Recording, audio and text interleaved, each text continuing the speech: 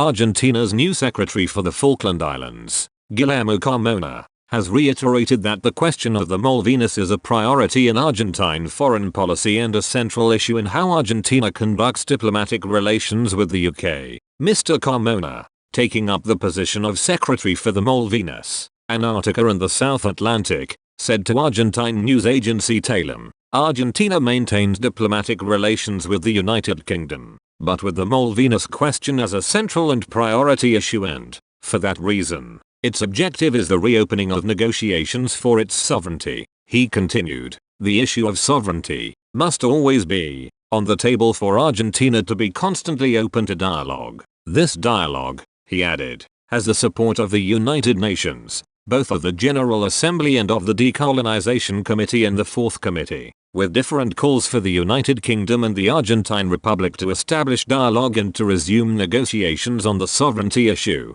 Suspended after the war in 1982, the UK government has long established that it does not consider the issue of the Falklands one which is up for negotiation. Mr. Carmona, conversely, stated that the recovery of the exercise of sovereignty is an unrenounceable permanent objective. He said, the repositioning of the Malvinas issue in all international forums, in all the countries where Argentina has diplomatic representation, is fundamental to achieve this objective. Taking to Twitter, Mr. Carmona posted, I thank the Association of Journalists of the Argentine Republic, APARA, for the invitation to participate in a virtual press conference with journalists from different Argentine provinces. The contribution of APARA to the dissemination of the Malvinas issue is enormous. The role of the media and journalists in the dissemination and consolidation of the state policy on Malvinas and sovereignty issues is fundamental. This follows weeks of increased tensions over energy extraction off the coast of the Falklands.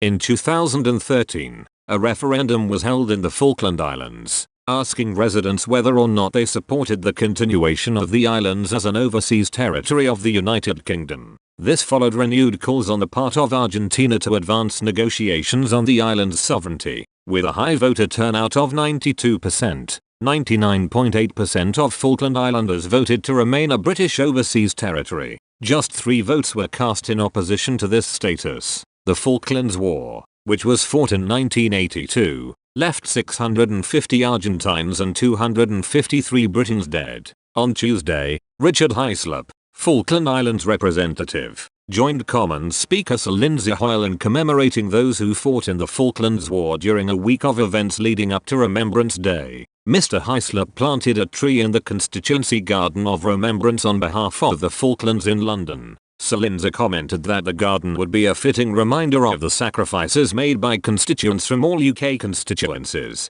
Commonwealth countries, and British overseas territories. Mr. Hislop stated, this new initiative from the House of Commons Speaker is a welcome addition to the UK's remembrance period, and it is wholly appropriate that the contribution of the overseas territories is also recognised. The Falkland Islands made a significant contribution to both world wars, with 22 islanders giving their lives in the First World War and 24 in the Second World War. At this time of year, we also remember the 255 members of the UK Armed Forces who died liberating the Falkland Islands in 1982, and the 3 islanders who were killed during the war, their families, the veterans, and all those who still bear the scars of that conflict to this day.